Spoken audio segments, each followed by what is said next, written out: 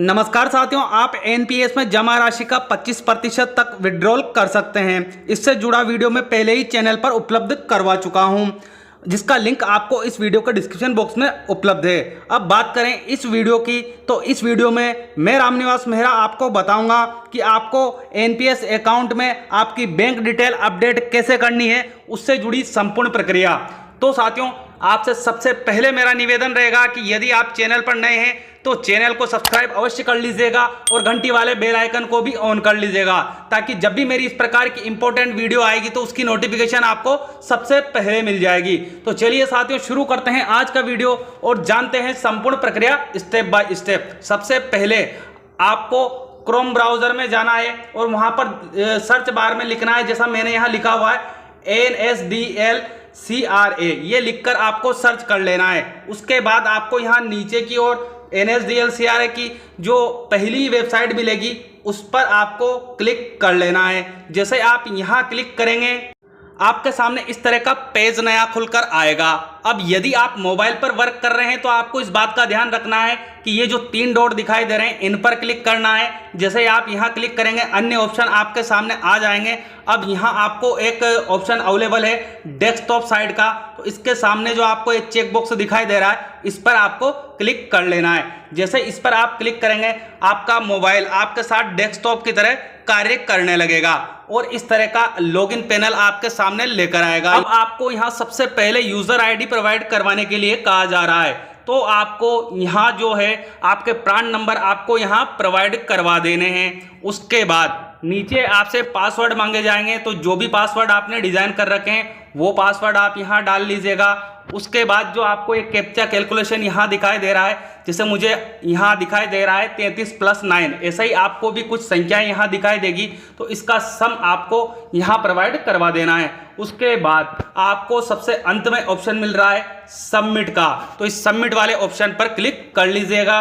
अब आपके सामने इस तरह का नया लॉगिन पैनल खुलकर आ जाएगा। तो यहाँ आपको एक ऑप्शन अवेलेबल करवाया हुआ है डेमोग्राफिक प्रोफाइल चेंज, तो आपको इस वाले ऑप्शन पर क्लिक करना है। जैसे ही आप यहाँ क्लिक करेंगे, आपके सामने अन्य ऑप्शन यहाँ खुलकर आएंगे। तो आपको यहाँ एक ऑप्शन मिल जाएगा जिसे मैं हाईलाइट करके बता रहा हूँ, अपडेट पर्सनल डिटेल का, तो इस पर आपको अब क्लिक कर लेना है। अब इस तरह की इंफॉर्मेशन आपके सामने खुलकर आएगी। तो यहाँ आपको, जहां मैं हाईलाइट करके बता रहा हूं, यहां एक ऑप्शन अवेलेबल करवाया हुआ है बैंक डिटेल अपडेट का, तो आपको यहां पर क्लिक कर लेना है। जैसे ही आप यहां क्लिक करेंगे, कुछ टाइम प्रोसेस होगी। अब इस तरह का नया पेज ओपन होकर आपके सामने आएगा। तो आप आपकी बैंक डिटेल को अपडेट कर रहे हैं तो यहाँ इसे यहीं क्लिक रहने देना है। और यदि आपने पहले से आपकी रिक्वेस्ट डाल रखी है और उसका स्टेटस आप चेक करना चाहते हैं तो यहाँ क्लिक कर सकते हैं। फिलहाल हम यहाँ बैंक डिटेल अपडेट करना सीख रहे हैं, तो मैं इसको यहीं रख रहा हूँ, आपको भी यहीं रखना है। उसके बाद यहाँ नीचे आपको आपके प्राण नंबर शो हो जाएंगे, उसी के नीचे आपका जो TIER अकाउंट टाइप है वो आपको यहाँ शो हो जाएगा।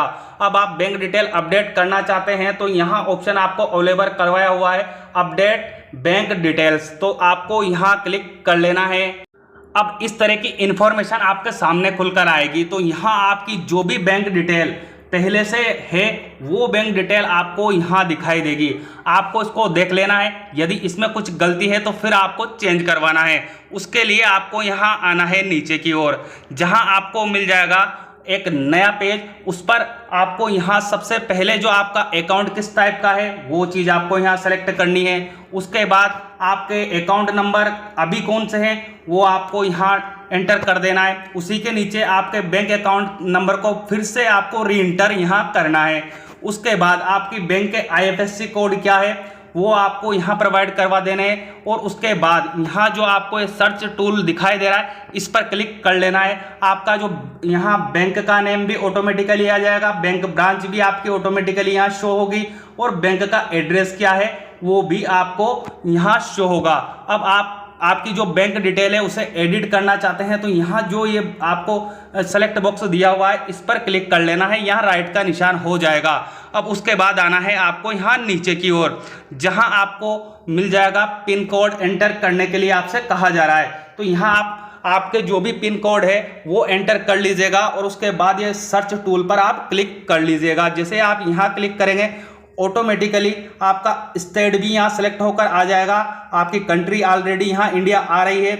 और उसके बाद आपको सबसे अंत में जो ऑप्शन मिल रहा है कि क्या आपका आधार बैंक से लिंक है या नहीं। तो यदि आपका आधार बैंक से लिंक है तो आप यहाँ क्लिक कर लीजिएगा, यहाँ राइट का निशान हो जाएगा। उसके बाद आना है आपको यहाँ नीचे की ओर, जहाँ आपसे एक कोई प्रूफ अपलोड करने के लिए कहा जा रहा है, जिसमें आप कैंसिल चेक यदि आपके पास है तो आप कैंसिल चेक अपलोड कर सकते हैं। यदि आपके पास बैंक की पासबुक है तो आप बैंक की पासबुक अपलोड कर सकते हैं। यदि आपके पास बैंक सर्टिफिकेट है तो आप उसे यहाँ अपलोड कर सकते हैं। तो यहाँ 3 चीज़ में से आपको कोई एक चीज़ प्रोवाइड करवानी है। उसके लिए आपको यहाँ जो ऑप्शन मिल रहा है चूज़ फाइल का, यहाँ क्लिक करना है। जैसे आप यहाँ क्लिक करेंगे, आपका जो मोबाइल है या आपके पास जो भी जिस पर भी आप लैपटॉप पीसी पर कार्य कर रहे हैं, तो ऑटोमेटिकली वो आपको फाइल फोल्डर में ले जाएगा और वहाँ से आपको फाइल को सेलेक्ट कर लेना है। उसके बाद जैसे फाइल सेलेक्ट होगी, आपको यहाँ फाइल का नेम भी दिखाई देने लगेगा। जब आप उक्त कार्य को कर लेंगे तो आपको यहाँ सबसे अंत में ऑप्शन मिल रहा है कन्फर्म का। तो इस कन्फर्म वाले ऑप्शन पर अब आपको क्लिक कर लेना है। अब इस तरह का नया पृष्ठ आपके सामने यहाँ ओपन होकर आ जाएगा। तो जो भी बैंक डिटेल आपने प्रोवाइड करवाई है वो आपको ऊपर यहाँ शो होती रहेगी। तो आपको इस चीज़ को क्रॉस चेक कर लेना है कि जो आप आवेदन कर रहे हैं वो कहीं गलत तो नहीं कर रहे हैं। इसलिए जो जानकारी आपके सामने आएगी उससे आपको बड़ी बारीकी से फिर से चेक करना है। उसके बाद जो भी डॉक्यूमेंट आप अपलोड करेंगे वो आपको यहाँ ऑलरेडी अब डाउनलोड के रूप में आपको दिखाई देंगे। तो आप इसे यदि डाउनलोड करके देखना चाहते हैं तो यहाँ क्लिक आप कर सकते हैं। उसके बाद जब आप सब चीज़ से श्योर हो जाए कि आप जो भी जानकारी अपडेट कर रहे हैं वो सही कर रहे हैं, तो आपको यहाँ एक ऑप्शन मिल रहा है कन्फर्म का। तो इस कन्फर्म वाले ऑप्शन पर आप क्लिक कर लीजिएगा। अब इस तरह का नया विंडो आपके सामने खुलकर आएगी। तो यहाँ आपको ई साइन वेरिफिकेशन के लिए कहा जा रहा है। तो आपको यहाँ जो ई साइन एंड डाउनलोड का जो ऑप्शन मिल रहा है इस पर आपको क्लिक कर लेना है।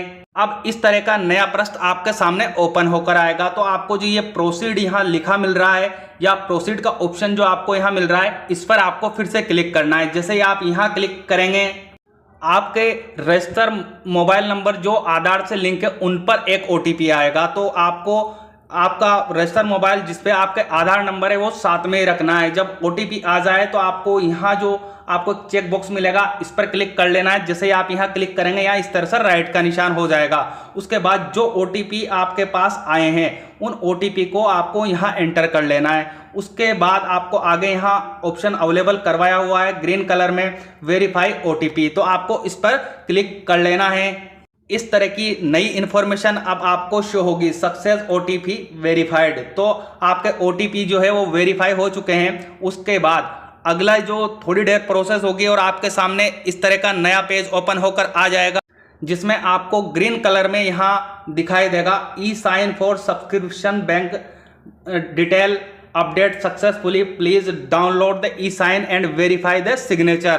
तो आपको अब यहाँ जो ये डाउनलोड ई साइन फाइल ये ऑप्शन मिल रहा है इस पर क्लिक कर लेना है। और जैसे ही आप यहाँ क्लिक करेंगे आपकी फाइल आपके सामने डाउनलोड होकर आ जाएगी। तो इस तरह साथियों आप स्वयं बिना कहीं जाए आपके जो प्रान नंबर है उस पर आपकी बैंक डिटेल अपडेट कर सकते हैं। अब बात करें, कुछ साथियों के मेरे पास कमेंट आए थे कि सर हमने रिक्वेस्ट डाले करीबन 4 से 5 दिन हो गए लेकिन हमारी जो बैंक डिटेल है उसे अपडेट नहीं किया गया है। तो मैं आपको जानकारी दे दूं कि ऐसी स्थिति में आप आपके जिला हेड ऑफिस से संपर्क कीजिएगा, उनसे ज़रूर बात कीजिएगा कि भाई क्यों अपडेट नहीं हो रहे हैं। उम्मीद है साथियों जानकारी आपको अच्छी लगेगी, और जानकारी अच्छी लगे तो यह जानकारी अन्य साथियों तक पहुंचाना ना भूले और मुझे कमेंट बॉक्स में कमेंट करके मोटिवेट करना भी ना भूले। मिलते हैं इसी तरह की अगली अपडेट के साथ, तब तक के लिए जय हिंद जय भारत।